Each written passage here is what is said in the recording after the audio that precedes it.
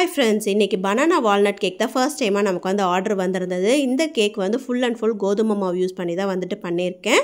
நீங்க விருப்பப்பட்டீங்க அப்படினா மைதா யூஸ் பண்ணியும் பண்ணலாம். மைதா யூஸ் பண்ணாலும் கோதுமை யூஸ் பண்ணாலும் சேம் டேஸ்ட் தான் வந்துட்டு வரும். ஹெல்தி வெர்ஷனா ட்ரை பண்ணோம் அப்படினா கோதுமை மாவுல வந்து ட்ரை பண்ணுங்க. குழந்தைகளுக்கு ஸ்நாக் வேணாலும் கொடுக்கலாம். நீங்களும் வந்து ஸ்நாக்கா வந்து எடுத்துக்கலாம். ரொம்பவே வந்து டேஸ்டியா வந்துட்டு இருக்கும். கோதுமை மாவுல பண்ற மாதிரி இருந்தா ஒரு 2 தடவை சேர்த்து வந்து மஸ் சிப் பண்ணிக்கோங்க. அப்போ உங்களுக்கு கேக் நல்லா ஸ்பாஞ்சியா கிடைக்கும். இந்த கேக் வந்து பிளெண்டர் யூஸ் பண்ணி பண்றனால ஒரு 10 ல இருந்து 15 நிமிஷத்துலயே ரெடி பண்ணிரலாம். இந்த banana walnut கேக்கோட டீடைல்ட் ரெசிபி ஆல்ரெடி நம்ம சேனல்ல வந்து போஸ்ட் பண்ணிருக்கோம். பிளேலிஸ்ட்ல வந்து செக் பண்ணி பாருங்க. கேக் ரெசிபீஸ்ல வந்து கொடுத்திருப்பேன். இல்ல உங்களுக்கு வந்து இன்னும் டீடைல்டா வேணும் அப்படி நினைச்சீங்கன்னா கமெண்ட் பண்ணுங்க. ஃபியூச்சர்ல நான் வந்து கண்டிப்பா வந்து போஸ்ட் பண்றேன். நம்ம ஆல்ரெடி போஸ்ட் பண்ணிருக்க வீடியோல வந்து பாத்தீங்கன்னா டாப்பிங்ஸ்ல மட்டும் தான் walnut choco chip கொடுத்திருப்போம். பட் இன்னைக்கு வந்து பேட்டர்லயே வந்து ஓவர்லோட் பண்ணிருக்கோம்.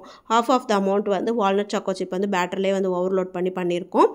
நம்ம கிட்ட ஆர்டர் கொடுத்தவங்க வந்து 1/4 கிலோ வந்துட்டு வேணும். பட் வந்து பீசஸ் மாதிரி வேணும்னு கேட்டிருந்தாங்க. ஒரு 5 ல இருந்து 6 ஸ்லைஸ் தான் வந்து பீசஸா வந்துட்டு கிடைக்கும். நம்ம வீட்டுக்கு கொஞ்சம் வேணும் அப்படின்றனால நான் வந்து சேர்த்து வந்து பண்ணிட்டேன். கொஞ்சம் டெஸ்ட் அண்ட் ட்ரையல்லாம் வந்து பண்ண வேண்டியது இருக்கு. என்னன்னா வந்து மஃபின் இன்னைக்கு வந்து ட்ரை பண்ண போறேன்.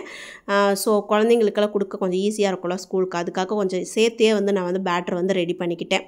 மஃபின் வந்து இன்னைக்கு தான் ஃபர்ஸ்ட் டைமா வந்து பண்ண போறேன்.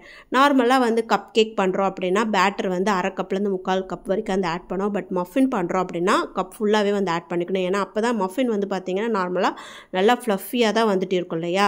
அந்த மாதிரி வரணும்னா இந்த மாதிரி பேட்டர் வந்து கொஞ்சம் நிறையவே ஆட் பண்ணிருக்க மாதிரி பண்ணிக்கோங்க.